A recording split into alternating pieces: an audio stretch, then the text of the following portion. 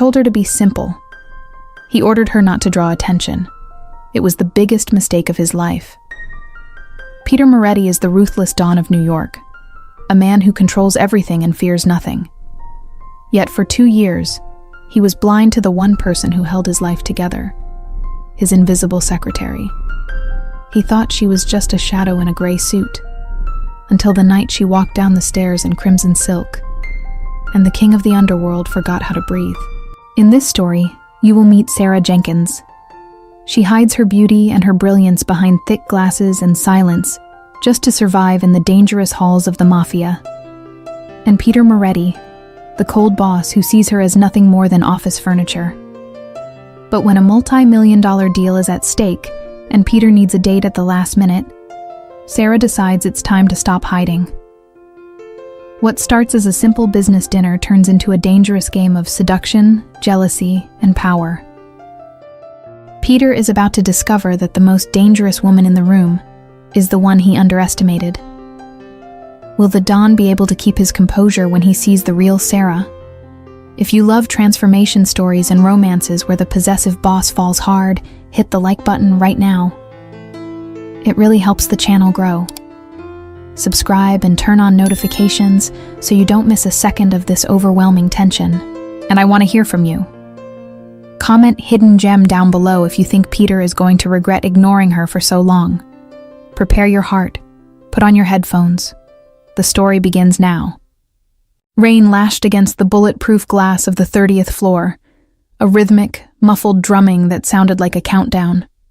Outside, the New York City skyline was nothing but a blur of charcoal and steel, cold and distant, just the way Peter liked it. Peter Moretti stood with his back to the room.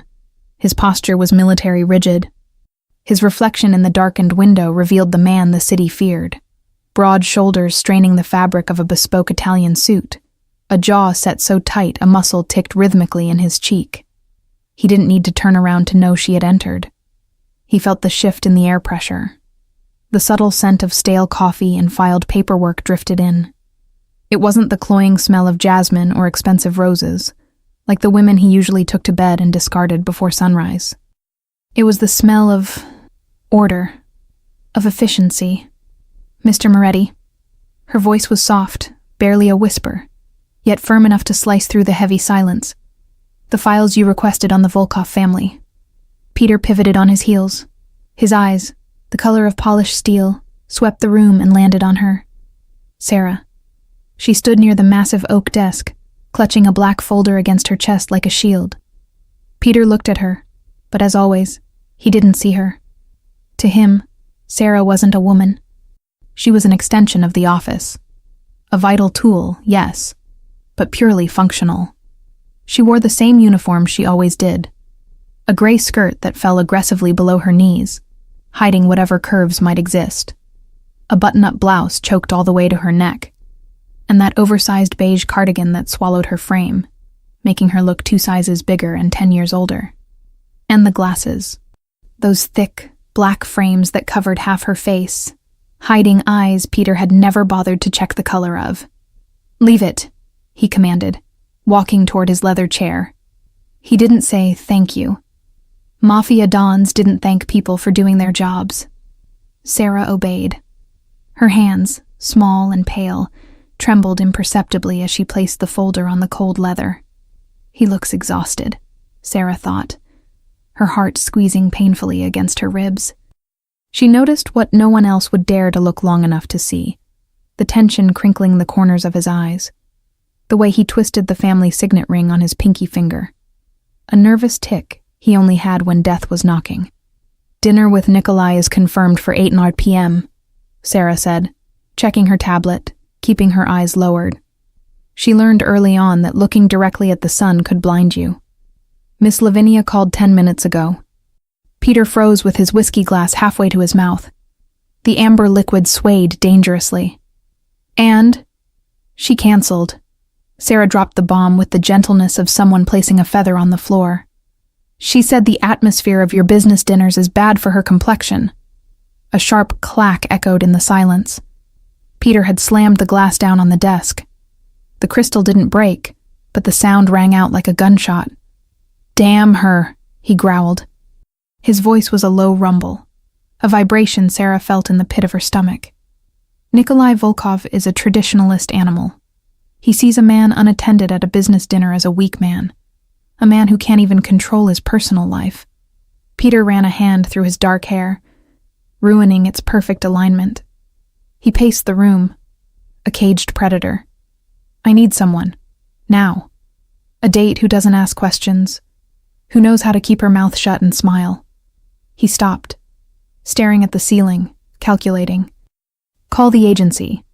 It's too late, sir, Sarah replied instantly. She had already run the logistics. Traffic is gridlocked due to the storm. No high-end escort could get through security and be ready in time. Peter let out a short, humorless laugh. So I go alone. And I give Volkov the satisfaction of thinking I'm isolated. This could cost me the harbor deal. This could cost blood. The silence returned. Heavy. Suffocating. Sarah bit her lower lip. She knew she shouldn't. It was dangerous to step out of the shadows. But seeing Peter cornered triggered a suicidal protective instinct in her. I can go. The words slipped out before she could filter them. Peter stopped pacing. He turned slowly, as if he didn't understand the language she was speaking. He analyzed her from head to toe, and this time, the look was clinical. Cold. Borderline cruel. He looked at her sensible orthopedic shoes, at the thick nylon tights, at the severe bun that seemed to pull her skin back, stretching her expression into perpetual seriousness. You? His question wasn't mocking. It was genuine confusion. Sarah, this is a sit-down with the Russian mob, not an accounting convention. Sarah felt her face burn. The heat of humiliation climbed up her neck. He thinks I'm a joke. But she lifted her chin. Just a fraction of an inch. I know the Volkov dossiers better than you do, sir. I know he has a daughter studying cello in Vienna, and that he hates being interrupted. I know he's allergic to shellfish. Something Miss Lavinia would likely have forgotten while checking her reflection in the butter knife. Peter narrowed his eyes. For the first time in 2 years, he was actually listening to her, not just processing data. He took a step closer, invading her personal space.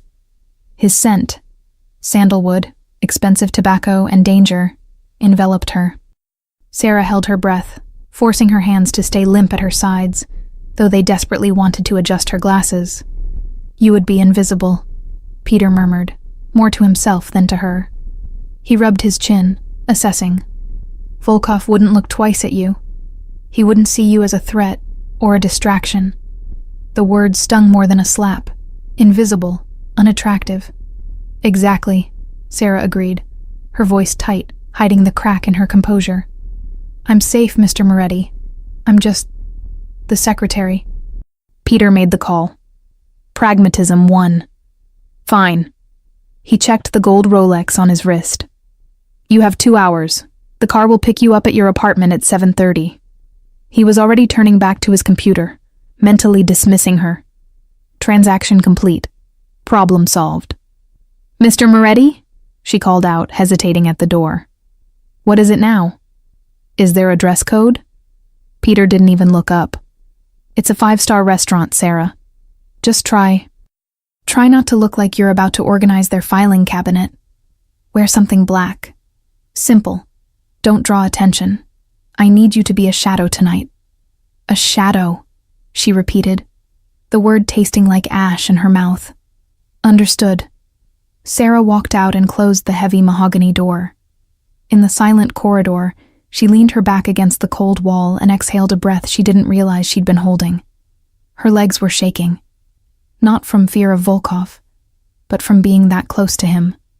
She walked to the elevator, catching her reflection in the polished metal doors. The gray woman. The faceless woman. Wear something black. Simple. Sarah took off her thick glasses.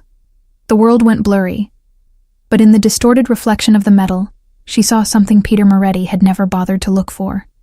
There was fire there. Buried under layers of wool and shyness, there was an inferno waiting for oxygen. The elevator arrived with a soft ding. Sarah stepped in, and as the door slid shut, sealing her off from Peter's office. A decision crystallized in her mind. It wasn't a rational decision. It was a rebellion. A shadow, she thought, pressing the button for the lobby with force. "Not tonight, Peter," she whispered to the empty cubicle. "Tonight you are going to see me."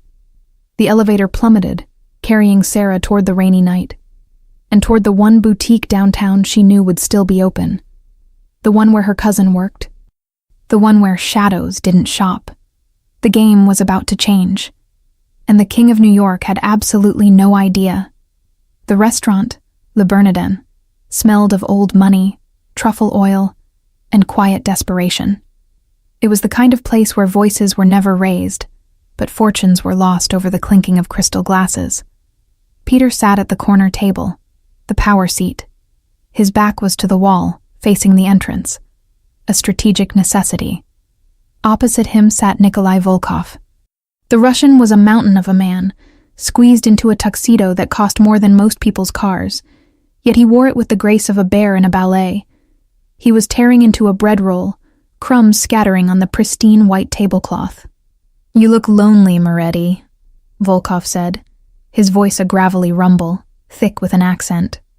He gestured with a butter knife to the empty chair beside Peter. "I hear the lovely Lavinia has moved on? Or did you scare her away with that face?" Peter didn't smile. He took a slow sip of his water, his eyes scanning the room over the rim of the glass. "Lavinia is unwell." Peter lied smoothly. "My associate will be joining us shortly to take notes." Volkov laughed, a wet, unpleasant sound. "An associate? A secretary?" He shook his head, wiping his mouth with a linen napkin. "You insult me, Peter. I come here to talk empire, and you bring a calculator in a skirt. I hope she is at least decorative, or perhaps she is the one with the mustache I saw in your lobby last month." Peter's jaw tightened. The muscle in his cheek jumped. He checked his Rolex. 7:59 p.m.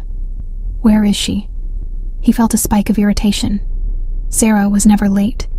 She was precise, robotic, reliable. If she embarrassed him tonight, if she walked in here looking like a disheveled librarian in front of this shark? "If she is not here in 1 minute," Volkov threatened, losing his smile, "I leave, and the port deal goes to the triads."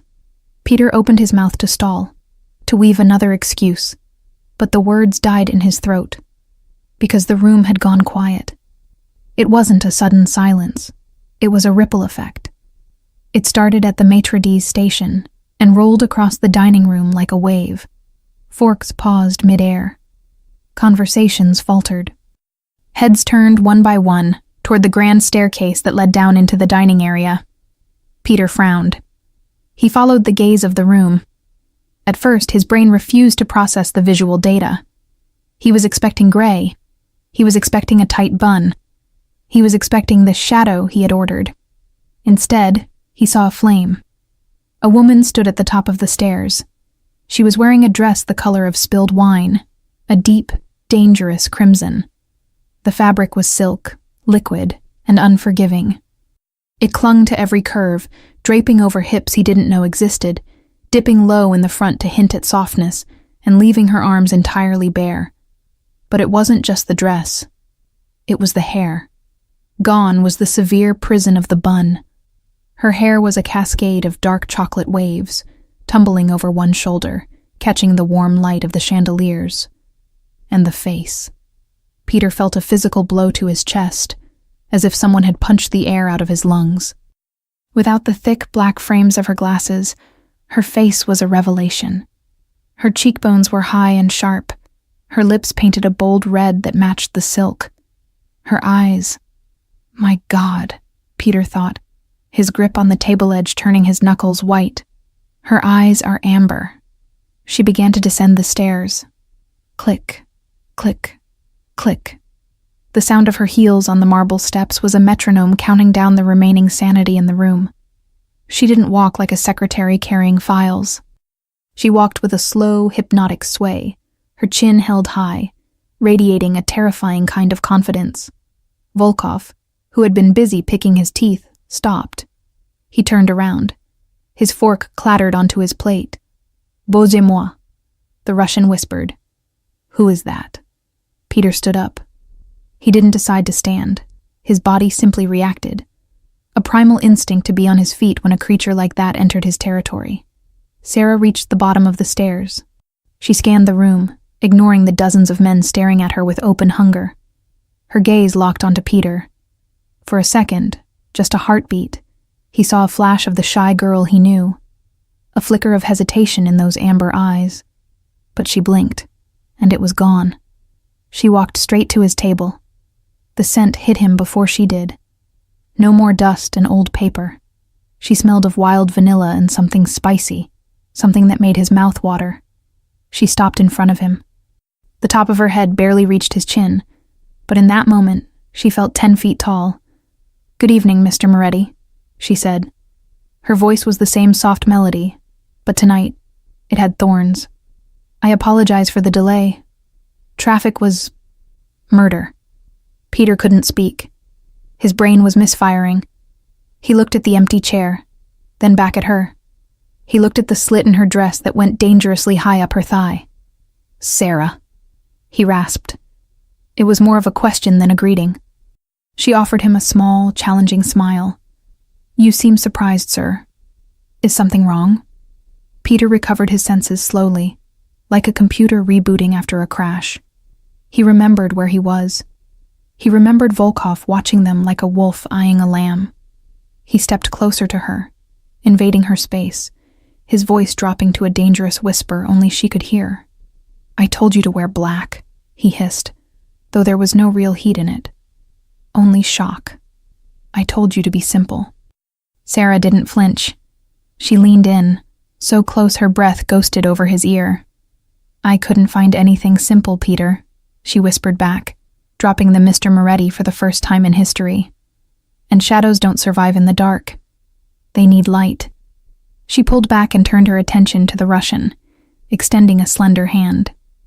"Mr. Volkov," she said, her Russian flawless, the accent perfect. "I have read so much about your cello collection.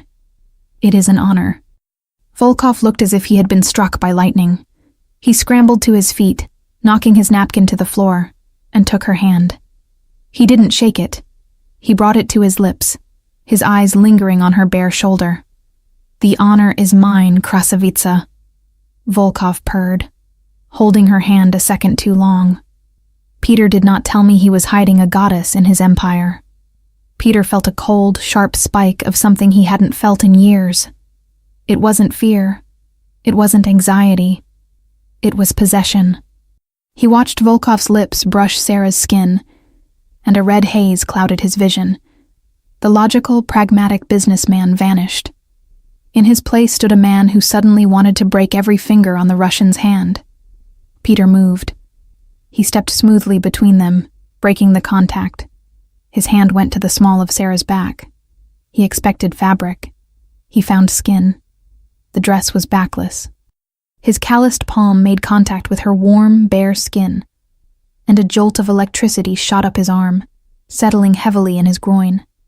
He heard Sarah's breath hitch, a tiny, sharp intake of air. She felt it too. His fingers splayed possessively over her spine, claiming her, grounding her, warning Volkov. "Sit down, Nikolai," Peter said, his voice dropping an octave, sounding like grinding stones. "Before your food gets cold." He pulled out Sarah's chair, his hand never leaving her skin, sliding from her back to her shoulder, his thumb brushing the sensitive hollow of her neck. It was a gesture of chivalry on the surface, but underneath, it was a territorial mark. "Mine," the gesture said. Sarah sat, her heart hammering against her ribs so hard she feared the silk would rip. She looked up at Peter as he pushed her chair in. His eyes were dark, stormy, hazardous. "We have a lot to discuss later," he murmured, leaning down so his lips brushed her ear. "But for now, don't move an inch from my side." Peter walked around the table and sat down. He unbuttoned his suit jacket, trying to give his lungs room to expand. He picked up his wine glass, but didn't drink. He just watched her. He watched the way the candlelight danced on her collarbone. He watched Volkov undressing her with his eyes. And for the first time in his life, Peter Moretti didn't care about the deal. He didn't care about the ports or the money. He realized, with a terrifying clarity, that the most dangerous thing in the room wasn't the Russian mobster across the table. It was the woman sitting next to him, and the sudden, violent urge he had to burn the world down if anyone else dared to touch her. The waiter poured the wine, a vintage Cabernet that looked like blood in the dim candlelight. The liquid swirled in the crystal, mesmerizing and dark. The air at the table was thin, volatile. Nikolai Volkov ignored the menu. He ignored the view of Manhattan. He even ignored Peter Moretti, the man who controlled half the shipping lanes on the East Coast. His eyes were fixed on Sarah like a predator watching a wounded bird. So, Volkov leaned forward, his elbows resting heavily on the table. "You are not just a pretty ornament, yes? Peter says you are an associate." Peter opened his mouth to intervene, his hand tightening around the stem of his wine glass. He didn't like the way Volkov said the word associate. He made it sound dirty. But Sarah spoke first. "I manage the logistics of Mr. Moretti's internal affairs." She lied effortlessly. Her voice was steady, but under the table, her hands were clenched so tight her nails were digging into her palms. "I ensure that complications don't arise." Volkov chuckled, a low rumble that vibrated the silverware. "Logistics," he mocked. He switched to Russian, assuming Peter wouldn't catch the nuance, though he knew Peter understood the basics. A woman with a face like that shouldn't worry about numbers. She should worry about keeping a man's bed warm. Peter stiffened. He understood enough. The beast inside his chest roared. The civilized businessman was fading fast. Peter shifted in his seat, ready to end the dinner, end the deal, and perhaps end Volkov's ability to speak. "Mr. Volkov," Peter started, his voice ice cold. "Actually," Sarah interrupted softly. She looked directly at Volkov. She didn't look at his chest or his chin. She looked him in the eye, amber clashing with gray. And then she spoke. "A woman who worries only about a bed is easily replaced, Nikolai Ivanovich," Sarah said. She spoke in Russian. It wasn't broken, tourist Russian. It was fluent, with the crisp, aristocratic diction of a native St. Petersburg scholar. "But a woman who understands the numbers," she continued, tilting her head slightly, the diamonds in her ears catching the light, "is the one who ensures your shipments from Odessa don't get lost in customs because someone forgot to bribe the new Port Authority inspector." Silence. Absolute, deafening silence. Peter turned his head slowly to look at her. He was floored. He had worked with her for 2 years. 2 years. He knew she typed fast. He knew she made perfect coffee. He didn't know she spoke the language of his enemies. "Who are you?" Peter wondered, staring at her profile. "What else are you hiding?" Volkov blinked. Once. Twice. Then, he threw his head back and laughed. A genuine, booming laugh that made other diners jump. "She has claws." Volkov slammed his hand on the table jovially. "Peter, you dog. You didn't tell me she was one of us." The tension in the room shifted. It went from hostile to impressed. But for Peter, the tension only tightened, because Volkov was now looking at Sarah with something more dangerous than lust. Respect. "Now we talk." Volkov grinned, ignoring Peter entirely. "The fee for the new docks. It is too high. 15% is robbery." "It's the cost of security," Peter cut in, trying to regain control of his own meeting. 12%, Volkov countered, eyes still on Sarah. "And I want guarantees on the timing." Peter was about to refuse. He never went below 14%. It was a rule. But he felt something under the table. Sarah's knee brushed against his. It was a fleeting touch, light as a ghost, but it sent a shockwave straight up his leg. It was a signal. "Wait." Peter froze. Sarah took a sip of her water, looking bored. 15% is actually a discount, Mr. Volkov," she said casually. Considering the situation with your daughter's conservatory tuition in Vienna, the exchange rates are brutal this time of year, and I hear the friends you borrowed from in Moscow are becoming impatient with your liquidity." Volkov's smile vanished. His face went pale. "How do you know about Vienna?" he whispered. "I know everything," Sarah said simply. It wasn't a threat.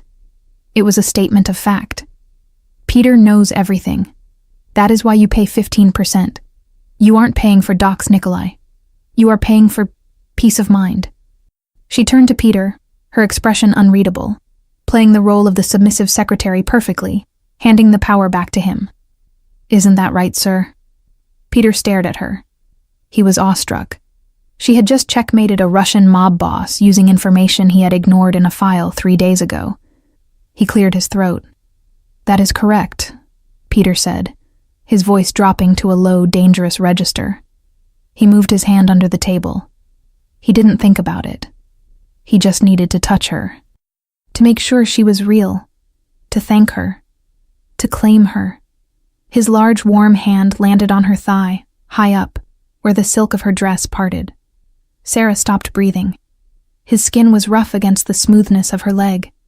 His thumb brushed the sensitive skin of her inner thigh, just an inch. It wasn't sexual, not explicitly. It was grounding. It was heavy. It was a silent communication in a crowded room. "I have you," the grip said. "You did good." Sarah felt a flush rise from her chest to her cheeks. She couldn't look at him. If she looked at him now, she would melt. She focused on the breadbasket, her heart hammering a frantic rhythm against her ribs. The heat of his hand was branding her. She could feel the individual ridges of his fingerprints. She could feel the possessive weight of his ring. 15%, Volkov grumbled, defeated. He looked tired. "Fine, but I want the paperwork tomorrow." "You'll have it tonight," Peter said, his thumb stroking a slow, distracting circle on Sarah's skin. He felt a perverse pleasure in seeing her struggle to maintain her composure while he touched her in secret. "My secretary is very efficient." The waiter arrived with the main course, breaking the spell. Peter reluctantly withdrew his hand, leaving a cold spot on her leg where his heat had been. Sarah exhaled a shaky breath. She picked up her fork, but her hand trembled. "You speak Russian," Peter murmured, leaning close to her under the pretense of pouring more wine. His lips were inches from her ear.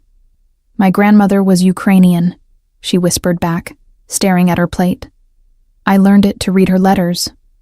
You never told me. You never asked." Peter paused. The words hit him like a physical blow. "You never asked." He looked at the woman sitting beside him, the shadow he had ignored for 700 days. Tonight, she had saved a multi-million-dollar deal. She had humiliated a rival, and she looked like a queen doing it. A dark, heavy feeling settled in Peter's gut. He realized he didn't want to take her home.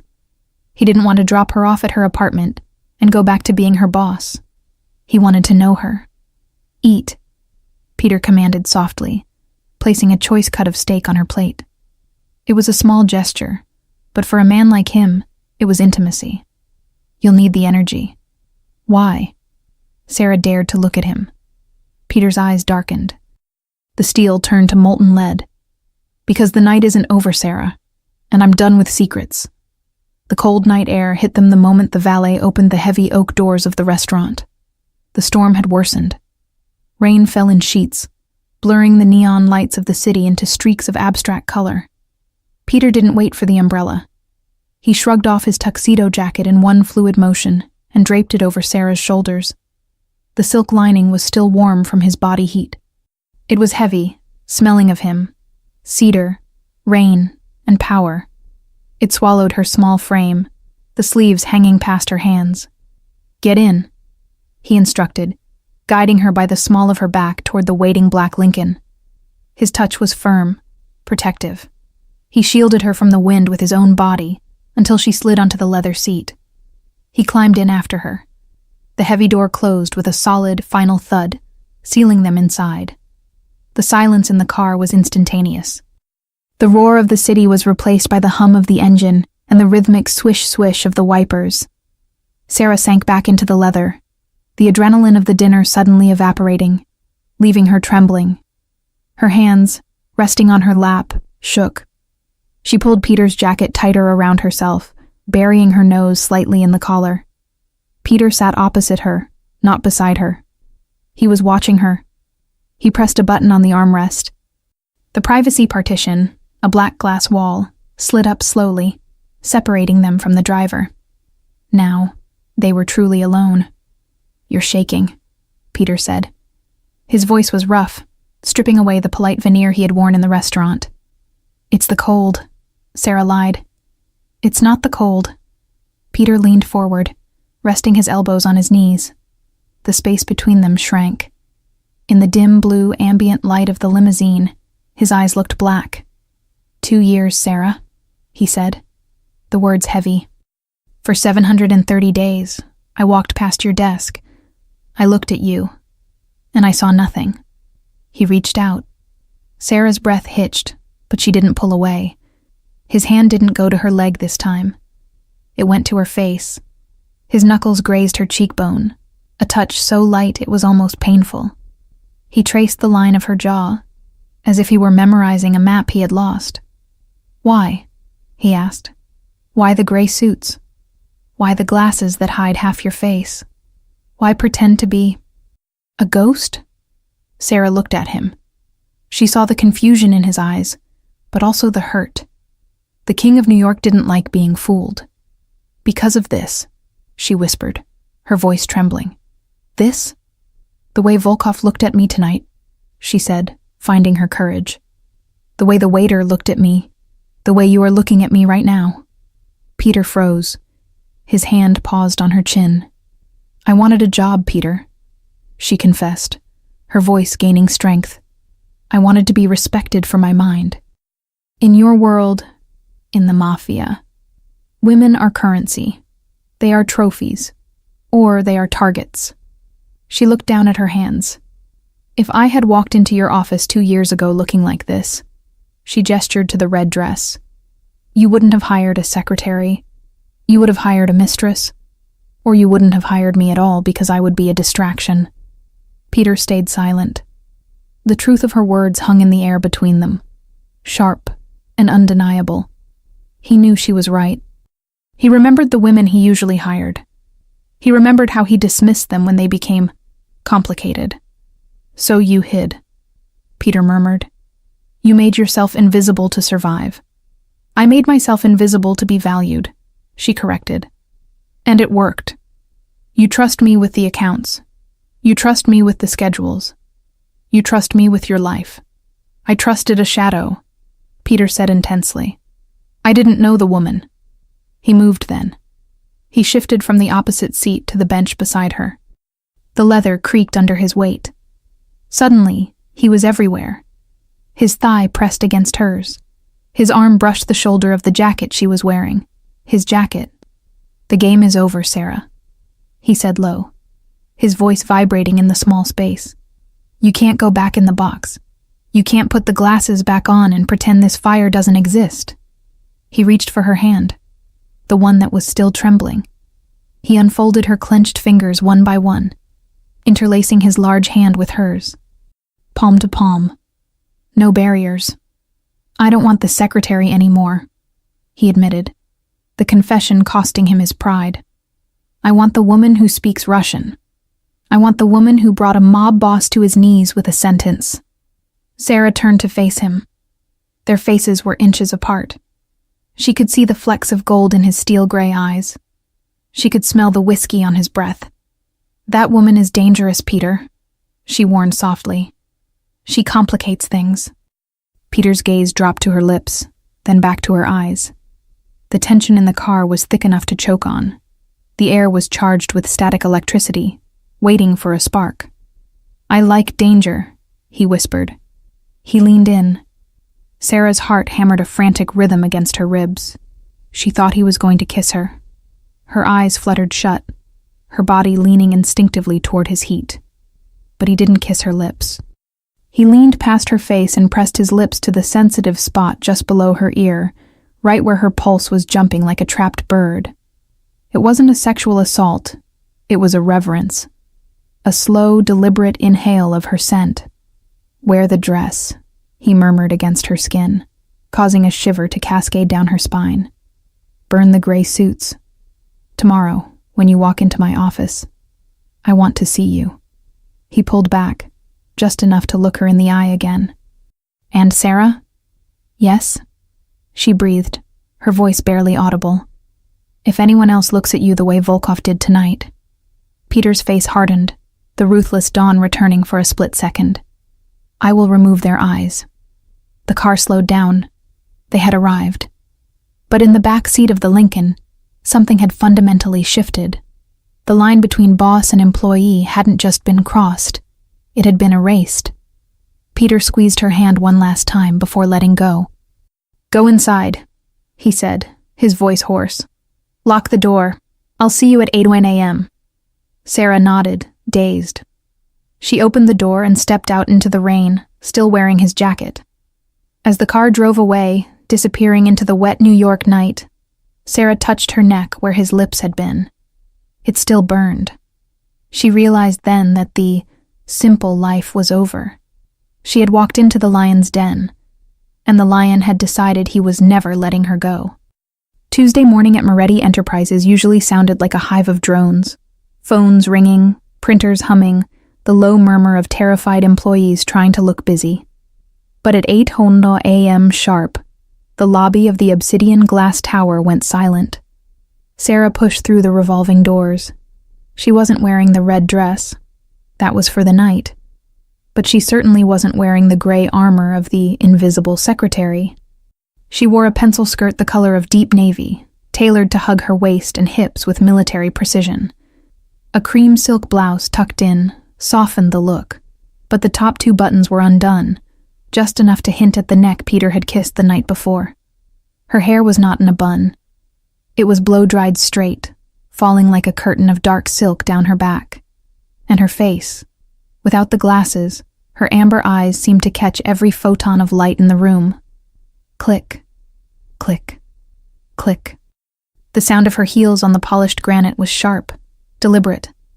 Jessica, the receptionist who had spent 2 years calling Sarah, "Hey you," or the temp, dropped her pen. It clattered loudly on the desk. Sarah stopped at the reception desk. She didn't shrink.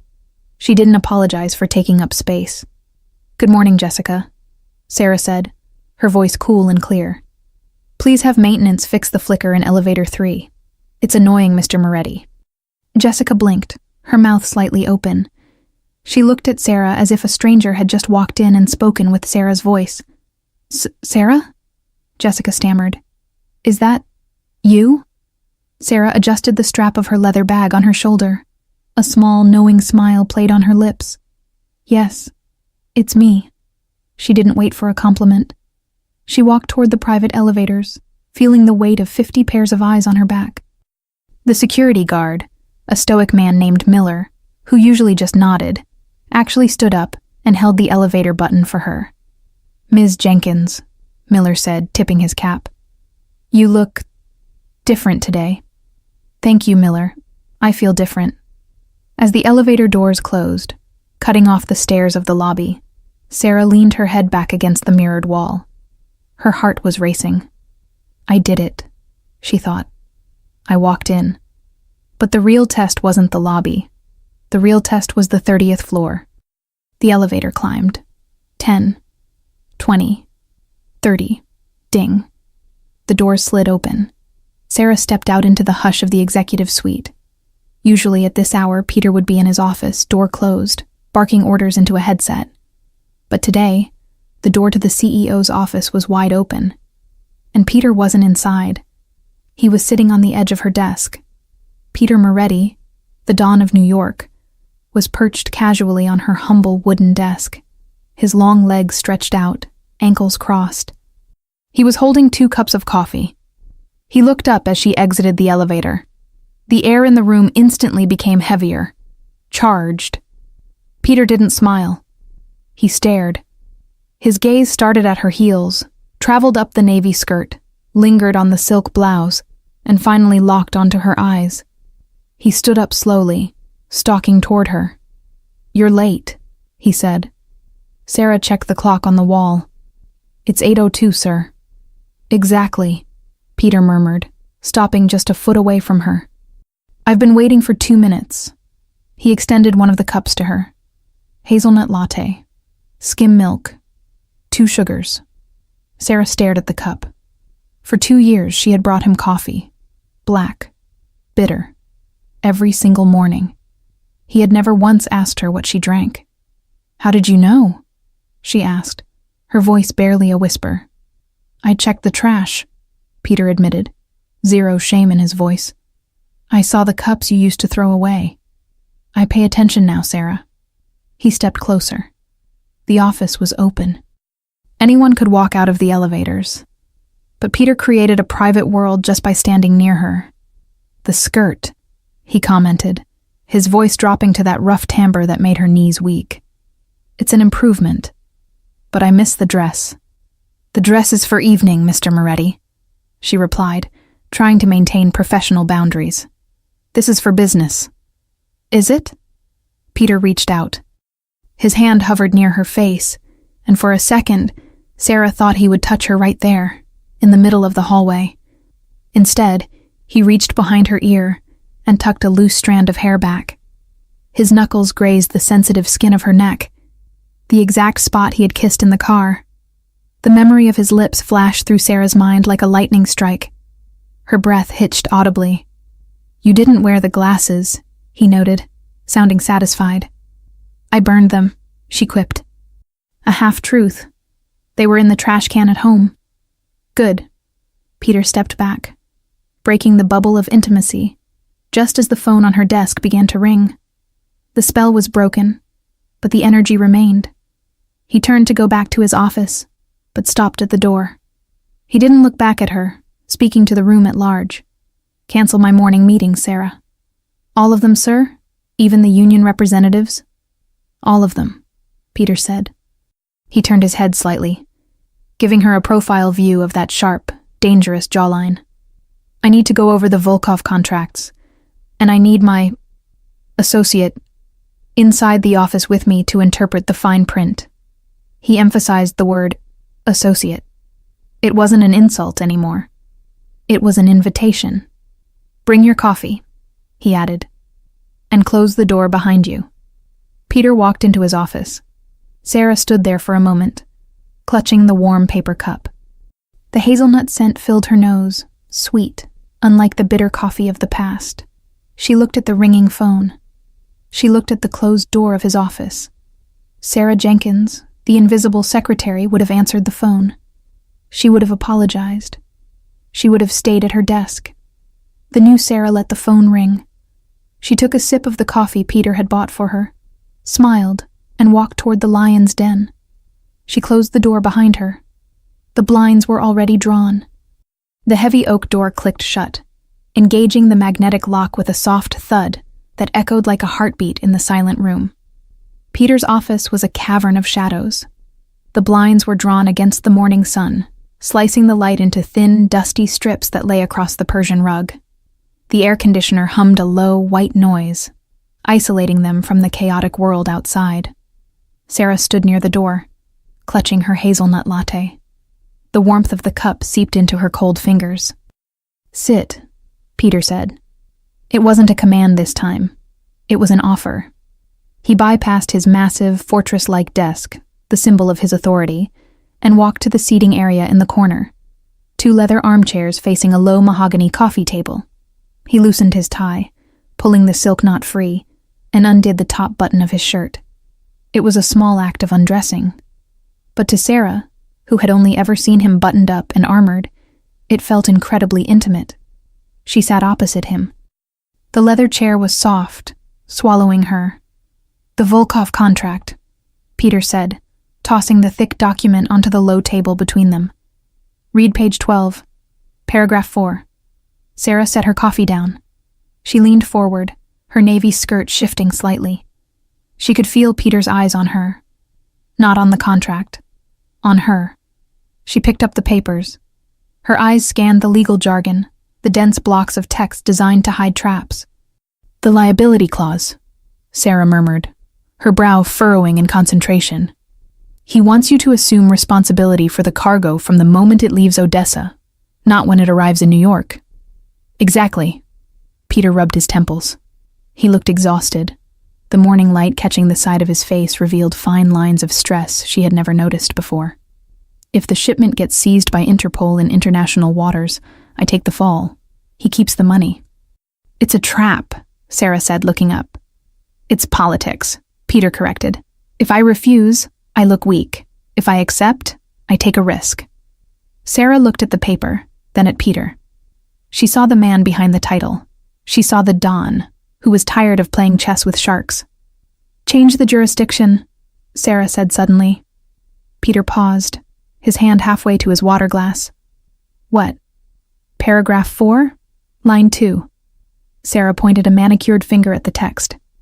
It specifies international maritime law. Change it to U.S. federal law. Under U.S. law, ownership only transfers upon docking. If Interpol seizes it at sea, it's still technically Volkov's property. Peter looked at her. Then he grabbed the contract, reading the line she pointed to. A slow smile spread across his face. It wasn't the shark smile he gave his enemies. It was genuine. It reached his eyes, crinkling the corners. You're brilliant, he whispered. I read a lot. Sarah deflected, feeling a blush heat her cheeks. Peter tossed the contract back onto the table. He didn't care about it anymore. Why, Sarah? He asked quietly. Why what? Why stay? Peter leaned forward, his elbows on his knees, mirroring her position. The distance between them was less than 2 feet. You're brilliant. You speak Russian. You find loopholes in international contracts. You could work for a top law firm. You could be on Wall Street making millions without the risk of men like Volkov. Sarah looked at his hands. They were large, powerful hands. She noticed a thin white scar running across his knuckles. A souvenir from a past she didn't know. I didn't want a law firm, Sarah admitted softly.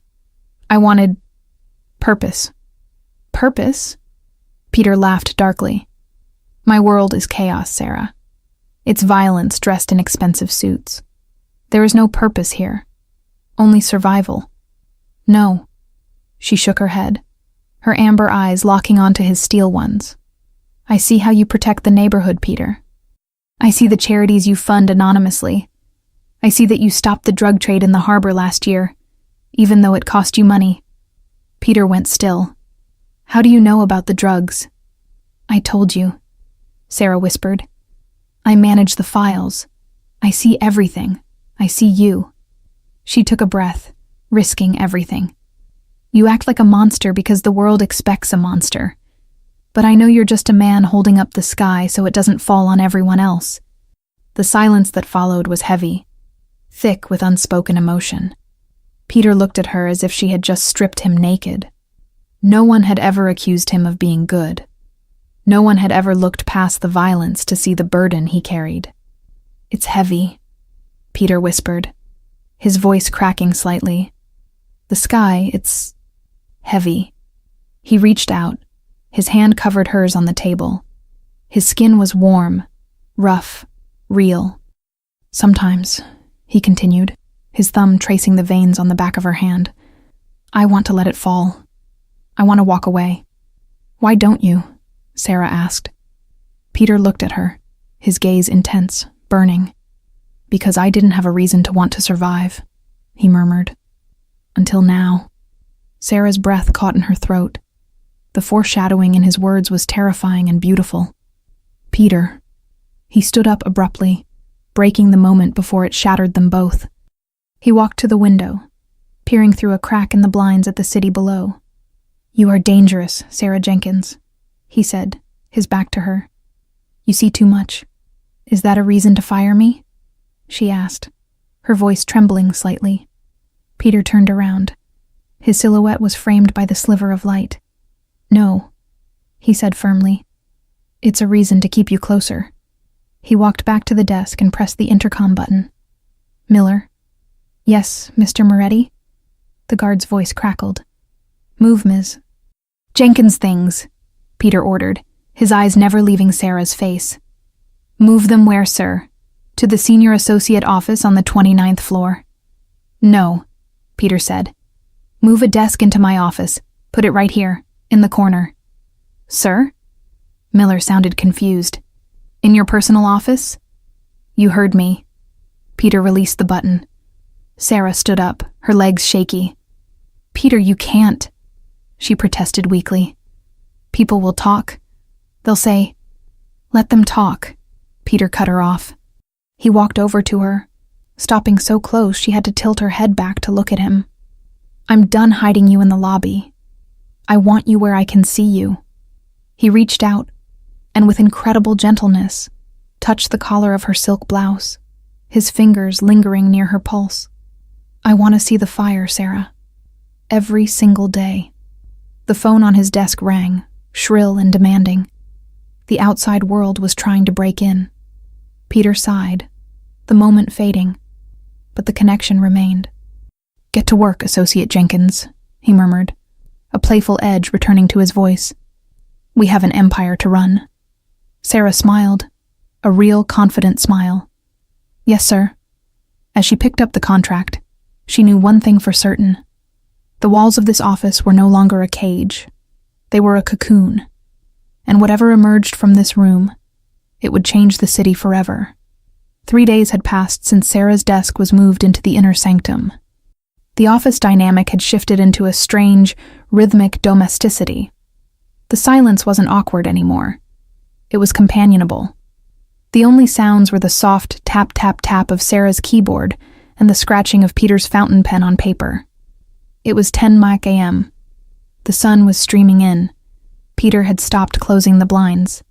Sarah was organizing the encryption keys for the new server when the silence was shattered. The elevator doors in the outer hallway didn't just ding. They were practically forced open. The sound of high heels, stiletto against marble, was fast, aggressive, and loud. Miller, don't you dare touch me. I have standing access. A female voice screeched, shrill enough to penetrate the heavy oak doors. Peter stopped writing. He sighed, a sound of deep, bone-weary exhaustion. He didn't look up from his documents. Lavinia, he muttered. Before Sarah could ask if she should call security, the office doors flew open. Lavinia Vance breezed in like a hurricane of expensive perfume and entitlement. She was undeniably beautiful in a plastic, curated way. Platinum blonde hair sprayed into immobility, a pink Chanel suit that cost more than Sarah's apartment, and diamonds that caught the light aggressively. Peter, she cooed, her voice dropping an octave into a practiced, sultry purr. She ignored the open door behind her. You haven't returned my calls for 3 days. I was worried something terrible had happened. She walked straight toward his desk, hips swaying with exaggerated motion. She didn't look at the corner. She didn't look at Sarah. To women like Lavinia, people like Sarah were furniture. Peter didn't stand up. He didn't smile. I've been busy, Lavinia, he said flatly, finally looking up. His eyes were cold. And Miller has orders. You don't have standing access anymore. Lavinia laughed, a tinkling, brittle sound. She reached the edge of his desk and leaned over, displaying a calculated amount of cleavage. Don't be silly, darling. I know you're upset about the dinner with the Russian, but I made it up to you, didn't I? I sent that vintage scotch. She reached out to touch his tie. Lavinia, Peter warned, leaning back in his chair to avoid her touch. It was then that Lavinia turned. Perhaps she felt eyes on her. Perhaps she finally noticed the second desk in the corner. She spun around, her smile faltering instantly. She saw Sarah. Sarah was sitting straight, hands resting on her keyboard. She wore a simple white blouse and charcoal trousers. No jewelry except small pearl studs. Compared to Lavinia, she was understated. But while Lavinia looked like a decoration, Sarah looked like the CEO. Who is this? Lavinia asked, her nose wrinkling as if she smelled something bad. Why is your secretary in here? Sarah, Peter corrected instantly. Her name is Sarah. Lavinia waved a manicured hand dismissively. Whatever. Sarah, be a dear and get me a sparkling water with lime. and then leave us. Peter and I have private matters to discuss." The air in the room froze. This was the test. Sarah didn't move. She didn't scramble to obey. She simply adjusted her glasses. No, wait. She wasn't wearing glasses anymore. She looked Lavinia directly in the eye. "I'm afraid Mr. Moretti's schedule is full until noon, Ms. Vance," Sarah said calmly. Her voice was smooth, polite, and completely unyielding. "And we are in the middle of a sensitive audit. I can't leave the room." Lavinia's eyes widened. She wasn't used to the help speaking back. She turned to Peter, expecting him to reprimand the girl. "Peter, are you going to let her speak to me like that? Tell her to leave." Peter picked up his pen again. He twirled it between his fingers, staring at Lavinia with an expression that could freeze hell over. "No," he said simply. "No?" Lavinia sputtered. "But we need to talk about the gala next week. I assume I'm still your date?" "You assume wrong," Peter said. He stood up then. He walked around his desk. Lavinia brightened, thinking he was coming to her. But Peter walked past her. He walked to the corner. He walked to Sarah. He stopped beside Sarah's chair, resting his hip against her desk. It was a casual pose, but it screamed solidarity. He crossed his arms and looked at Lavinia from Sarah's side of the room. "Sarah manages my schedule now," Peter said. "She manages my contracts. She manages my life. If she says I'm busy, Lavinia, then I'm busy." Lavinia looked between them. She looked at Peter's relaxed posture next to Sarah. She looked at the way Sarah didn't flinch under the scrutiny. And she realized. "Oh," Lavinia sneered, her face twisting into something ugly. "I get it. You're sleeping with the secretary. How cliché. Really, Peter? Her? She looks like she buys her clothes at a supermarket." Sarah felt a sting of hurt, but she pushed it down. She opened her mouth to retort, but Peter was faster. "Careful." Peter's voice dropped to a growl. "You are speaking about the woman who saved the Volkov deal while you were busy worrying about your complexion." He took a step toward Lavinia, and the air of menace was palpable. "And for the record, Lavinia, she doesn't need expensive clothes to be the most stunning woman in the room. She has something you can't buy." "And what is that?" Lavinia spat, tears of rage welling up. "Class," Peter said. "And my respect." Lavinia gasped. She grabbed her purse, her knuckles white. "You'll regret this, Peter. You need the Vance family connections for the Senate vote." "I have Sarah," Peter said, dismissing the threat as if it were a fly. "I don't need anything else. Miller will escort you out." Lavinia turned on her heel and stormed out, slamming the door so hard the framed degrees on the wall shook. The silence returned, but it wasn't peaceful. It was vibrating with the aftershocks of the confrontation. Sarah let out a long, shaky breath. She slumped slightly in her chair. "I'm sorry," she whispered. "I didn't mean to cause a scene." Peter turned to her.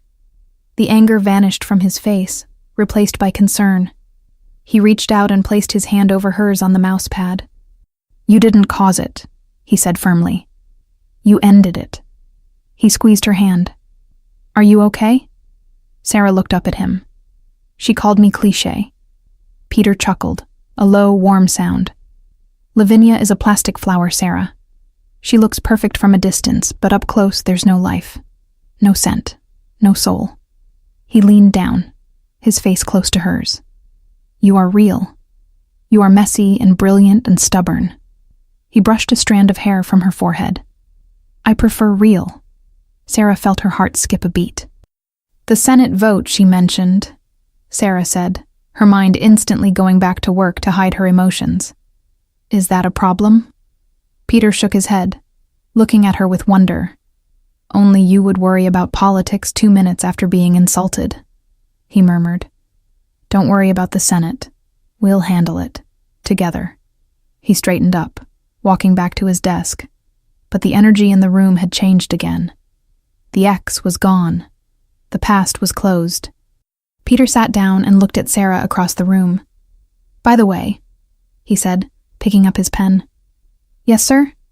The gala next week, he said casually, though his eyes were intense. Clear your schedule. You're going. Sarah froze.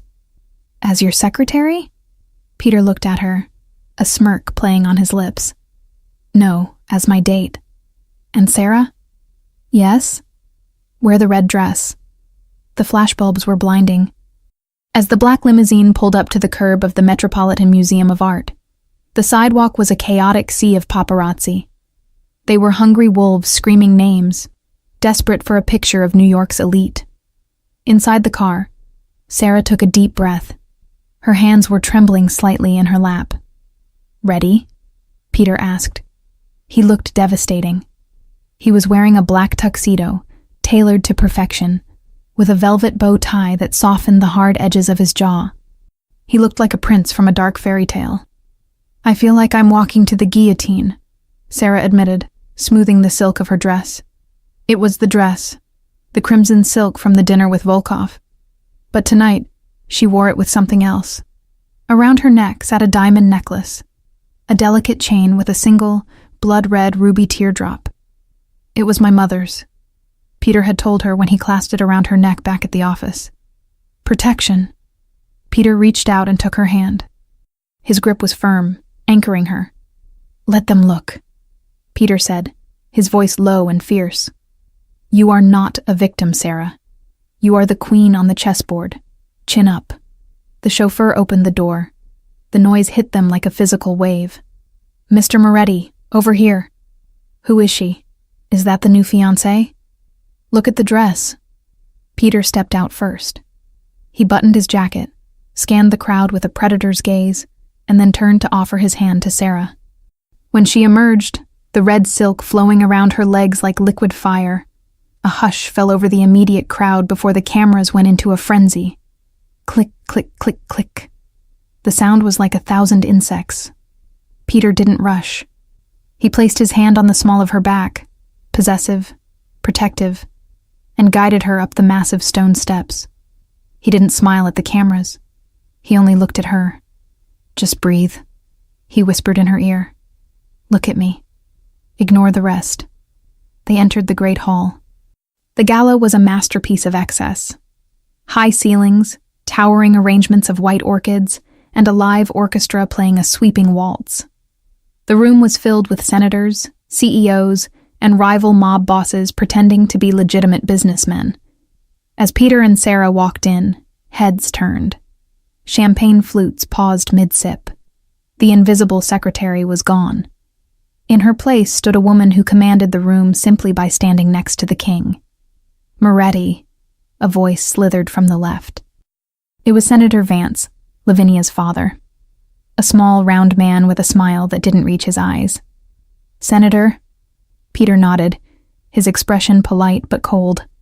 He tightened his hold on Sarah's waist slightly. I see you brought company, Vance said, eyeing Sarah with open disdain. My daughter was quite upset, Peter. She mentioned you replaced her with staff. The insult hung in the air, sweet and poisonous. Sarah felt the urge to shrink, to apologize, to run back to the shadows. No, she thought. Not tonight. She stepped forward, extending her hand. Senator Vance, Sarah said, her voice smooth as glass. I reviewed your campaign financing reports this morning. Remarkable how you managed to secure that donation from the construction union despite their legal troubles. Vance's smile vanished. His face went pale. He looked at Sarah, really looked at her, and realized she wasn't just staff. She was the woman who knew where the bodies were buried. A pleasure, Ms. Jenkins, Peter answered for her, pride radiating from him. And we'd love to chat, Senator, but I believe they are playing our song. Peter turned his back on the powerful senator, dismissing him entirely, and led Sarah toward the dance floor. You threatened a U.S. senator, Peter whispered, a hint of a laugh in his voice. I think I'm falling in love with you. Sarah tripped. Just a stumble. Love. He hadn't meant to say it. She saw it in his eyes, a flash of panic, quickly masked. But the word was out there, hovering between them like a ghost. They reached the center of the floor. The orchestra swelled. Peter turned her into his arms. This wasn't the shy, awkward touching of two colleagues. This was mastery. His right hand settled firmly on her waist, pulling her flush against his hard chest. Her left hand found his shoulder. Their fingers interlaced. They moved. 1, 2, 3. 1, 2, 3. The world blurred. The white orchids, the crystal chandeliers, the staring faces, it all smeared into a background of color. The only sharp thing in the universe was Peter's blue-gray eyes. "You stepped on his ego," Peter murmured, spinning her effortlessly. "Vance is dangerous." "I have you," Sarah replied, breathless. The heat radiating from his body was intoxicating. She could smell the sandalwood and the faint metallic tang of adrenaline. "Yes," Peter vowed, pulling her even closer. "You have me." The dance was a conversation without words. Every step was a question, every turn an answer. He led, she followed, but there was no submission, only perfect harmony. For a moment, in the middle of a room full of enemies, they were safe. "Sarah," Peter whispered, his lips brushing her temple as they turned. "Yes? I want to leave. We just got here." "I don't care," he groaned softly. "I can't stand them looking at you. I want to take you home. I want to take this dress off and see if you are real." Sarah's breath hitched. The desire in his voice was raw, undisguised. She looked up at him. "Then take me home, Peter." The music ended. They stopped, chests heaving slightly, still wrapped in each other's arms. For a second, the applause of the room sounded distant. Peter looked at her mouth. She looked at his. The magnetic pull was irresistible. He was going to kiss her. Right here. In front of the senator, the press, the rivals. But then, Peter's eyes shifted. He looked over her shoulder, toward the balcony level of the hall. His expression changed instantly. The lover vanished. The dawn returned. His pupils dilated. His jaw locked. The hand on her waist turned into a steel grip. "Don't panic," Peter whispered, his voice devoid of emotion. "Keep smiling." "What is it?" Sarah asked, freezing. 3 men on the balcony, hands in their jackets. They aren't security. Peter turned them smoothly, shielding her body with his own. "We are leaving. Now." He didn't run. Running showed fear. He walked her toward the exit, his body tense as a coiled spring, moving with a deadly grace. "Peter?" Sarah whispered, fear spiking in her chest. "Walk, Sarah," he commanded softly. "Don't look back. Just walk." As they reached the heavy doors, leaving the glamour of the ballroom behind, Sarah realized that the fairy tale was over. The wolves weren't just waltzing anymore. They were hunting. The heavy oak doors of the museum burst open. The cool night air hit Sarah's face, a stark contrast to the stifling heat of the ballroom. "The car," Peter barked. He didn't wait for the valet. He shoved a wad of cash into the stunned attendant's hand and snatched the keys to the Lincoln himself. "Get in," he ordered Sarah, opening the passenger door. Sarah scrambled in, the red silk of her dress bunching around her legs. Peter slid into the driver's seat. He didn't fumble. He started the engine, and the V8 roared to life like a waking beast. "Peter, what is happening?" Sarah asked, her voice trembling as she buckled her seatbelt. "Put your head down," he commanded. He threw the car into gear, and don't look back. The tires screeched against the asphalt as the limousine peeled away from the curb, leaving the paparazzi and the confusion behind. Peter drove with a terrifying, surgical precision. He wove through the New York traffic, ignoring red lights, his eyes flicking constantly to the rearview mirror. Sarah risked a glance. Behind them, a matte black SUV was cutting through traffic, matching their speed. No lights, no plates. "They are following us," she whispered. "Not for long," Peter said grimly. He took a sharp right turn, the tires protesting loudly. then a left into a narrow alleyway in the meatpacking district. The car bumped over cobblestones.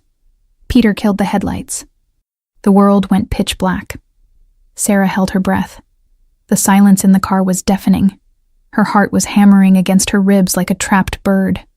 Thump, thump, thump. Peter didn't breathe. He watched the mouth of the alley through the mirror. A second passed. Then 10. The black SUV sped past the alley entrance, its engine whining as it continued down the main avenue, chasing a ghost. Peter let out a long, ragged exhale.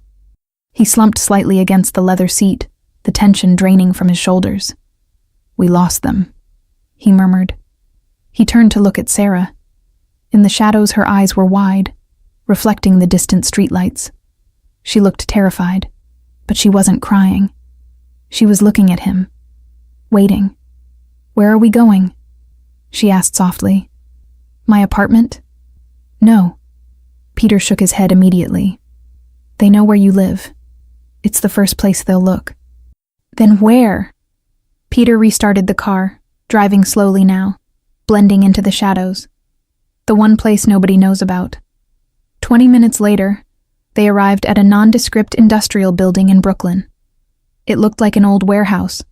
Brick, forgotten, invisible. Peter pulled the car into a private garage. The metal gate rattled shut behind them, sealing them in. "Come," he said, opening her door. He led her to a freight elevator. He used a key card and scanned his fingerprint. The elevator rose, bypassing the empty floors, and opened directly into a penthouse. It wasn't a home. It was a fortress. Concrete walls, floor-to-ceiling windows overlooking the bridge, and sparse modern furniture. It was cold. Lonely. Peter locked the elevator. Then he locked the steel door. Then he engaged a deadbolt. Only when the world was completely locked out did he turn to her. The adrenaline was crashing. The fear was morphing into something else. Something volatile. "I'm sorry," Peter said, his voice rough. He paced the room, running a hand through his hair, destroying his perfect gala look. "I shouldn't have taken you there. I was arrogant. I thought I could show you off and keep you safe at the same time." He stopped and looked at her, his eyes filled with self-loathing. "I almost got you killed, Sarah." Sarah stood in the middle of the room. She was shivering. Not from cold, but from the shock. "But you didn't," she said firmly. "You got us out." "This time," Peter shouted, the anger exploding. "What about next time? You are a target now, Sarah, because of me." He marched toward her, stopping inches away, looming over her. "You need to leave," he rasped. "I'll arrange a plane. Tonight, Paris, or London, somewhere far away from me." Sarah looked up at him.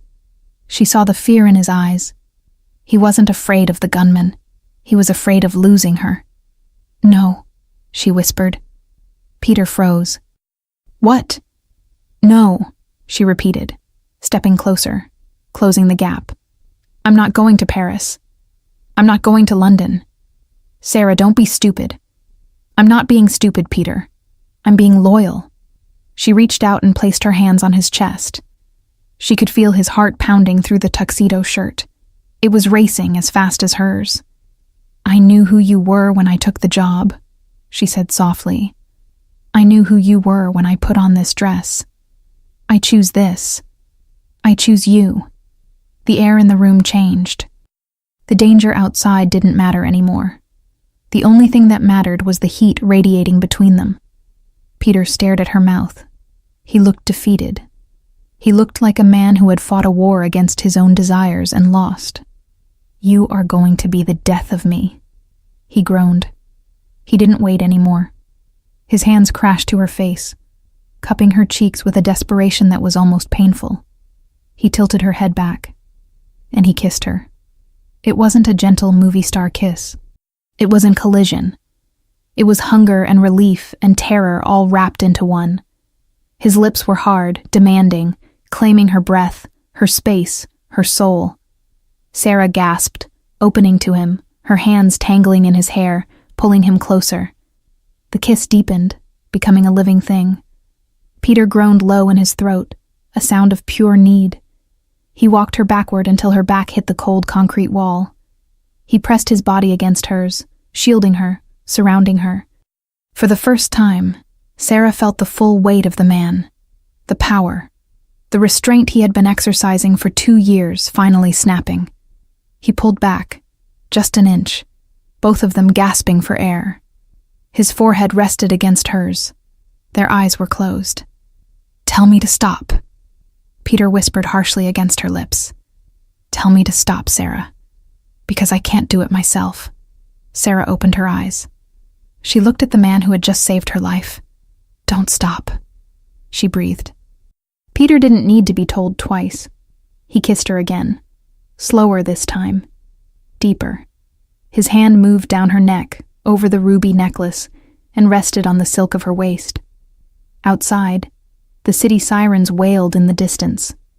But inside the sanctuary, there was only the sound of 2 people finally finding home. The sun broke over the Brooklyn skyline, harsh and bright. It flooded the industrial penthouse through the floor-to-ceiling windows, turning the cold concrete floor into a sea of gold. Sarah stirred. She wasn't in her cramped apartment. She was in a bed the size of a small island, wrapped in sheets that smelled of sandalwood and musk. She opened her eyes and found Peter watching her. He was already awake, dressed in fresh trousers and a white shirt, unbuttoned, sleeves rolled up to his elbows. He sat on the edge of the bed, a mug of coffee in his hand. He looked different in the morning light. The hard lines of the dawn were softer. He looked human. "Good morning," he murmured.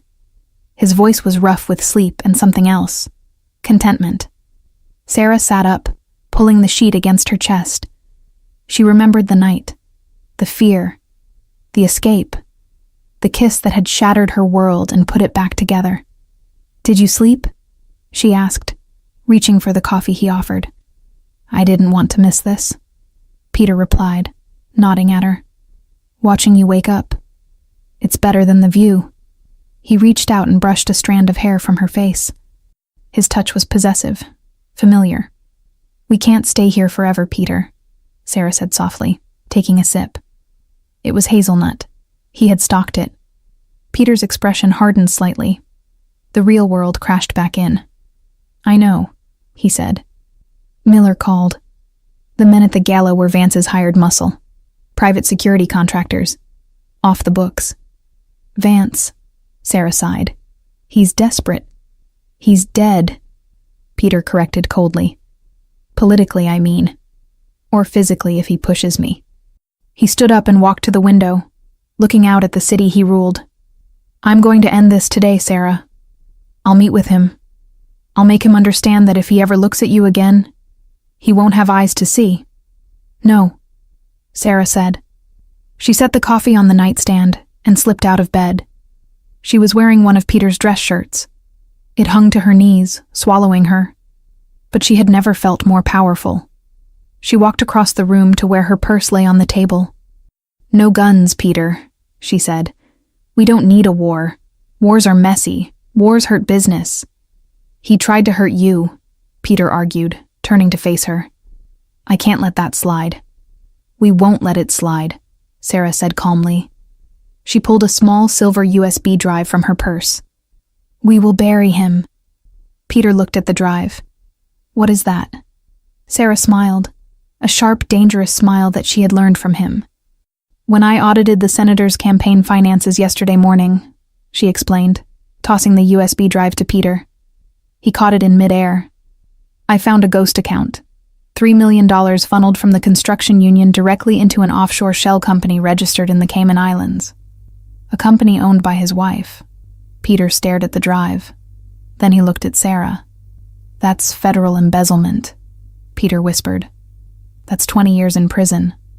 And the end of his career," Sarah added, "and the end of his threat to us." She walked over to him, standing barefoot on the cold concrete. She placed her hands on his chest, right over his heart. "You are the sword, Peter. But I am the shield. Let me handle Vance." Peter looked at the woman standing before him.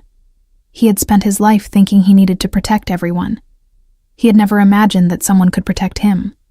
He dropped the USB drive into his pocket. He wrapped his arms around her waist, pulling her flush against him. "You are terrifying," he murmured, admiration thick in his voice. "And magnificent. I learned from the best," she whispered. He kissed her. It was slow, lingering, a promise sealed in the morning light. "Get dressed, Ms. Jenkins," Peter said against her lips. "We have a senator to destroy. And then, I believe I owe you a proper date. One without gunmen." 3 hours later, the office. The elevator doors to the 30th floor slid open. The office was buzzing. Phones were ringing. People were running back and forth with files. But when Peter and Sarah stepped out, the noise died. They didn't walk in like boss and secretary. They walked in side by side. Peter wore a fresh charcoal suit. Sarah wore a sharp white blazer and trousers, her hair loose, her head held high. No glasses, no hiding. They walked past the reception desk. Jessica, the receptionist, gaped. "Mr. Moretti." "Sarah," Jessica stammered. "Senator Vance is on line 1. He's screaming." Peter didn't stop walking. He didn't even look at the phone.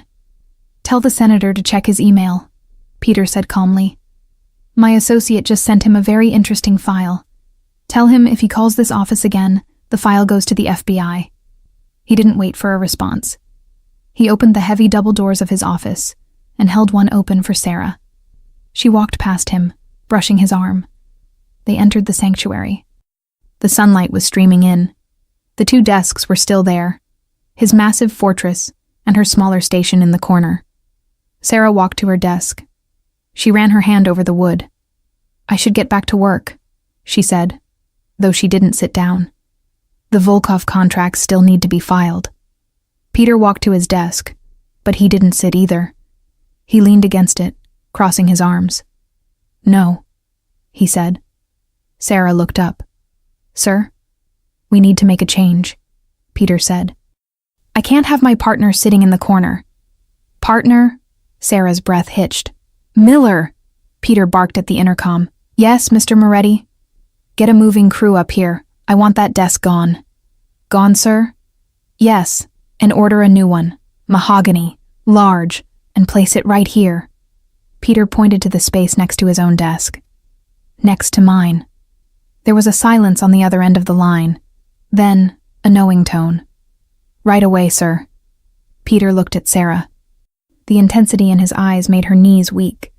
"No more shadows, Sarah," he said, walking toward her. "We run this empire together, side by side, or not at all." Sarah looked at the empty space beside his desk. It wasn't just furniture. It was a declaration. A throne for the queen. She smiled. It was the smile of a woman who had walked through fire and come out holding the flame. "Side by side," she agreed. Peter reached her. He didn't care about the open blinds. He didn't care about the city watching.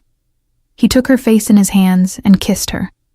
A deep, searing kiss that claimed her for all of New York to see. The simple secretary was gone forever. The Don had found his gem, and he was never, ever letting her go.